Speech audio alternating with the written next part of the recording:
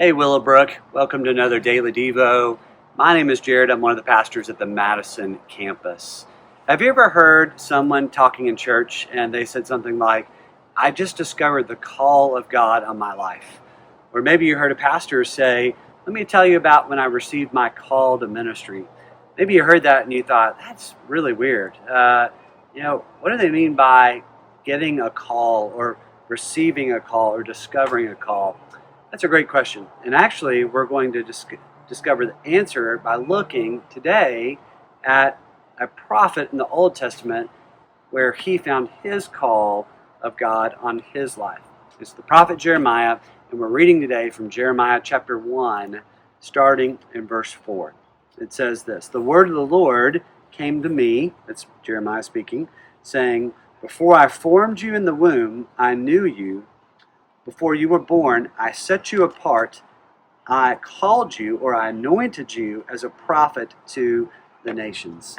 Now, this gives us a great indication about a reminder of God's plans for our lives and our callings, that God, even before we are born, knows exactly how He's going to use our life. And that's really the purpose that God has for us.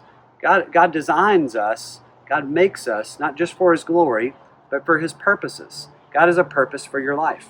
And really, when we discover our calling, what we're discovering is God's purpose for us, how He wants to use us.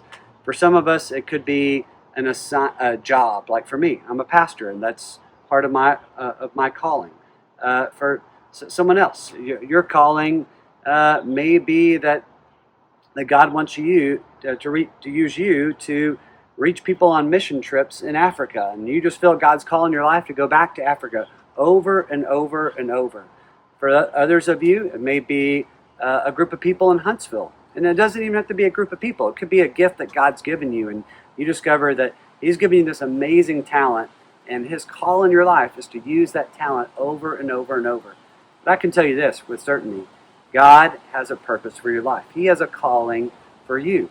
And it's good to be reminded that He knows that calling in advance, even before we were born. God's that amazing. He's such a perfect designer that He fits everything together in life for His good and for His glory, including our callings. He reminds Jeremiah that he knew his calling even before he was born. Look at verse 6 as Jeremiah kind of responds to hearing the calling. He says, At last, sovereign Lord, I said, I do not know how to speak. I am too young. So Jeremiah hears that his calling involves speaking to people. He says, I can't do this. I'm not good at speaking, and I'm too young. And this is another great reminder for us about God's calling and purposes for our life.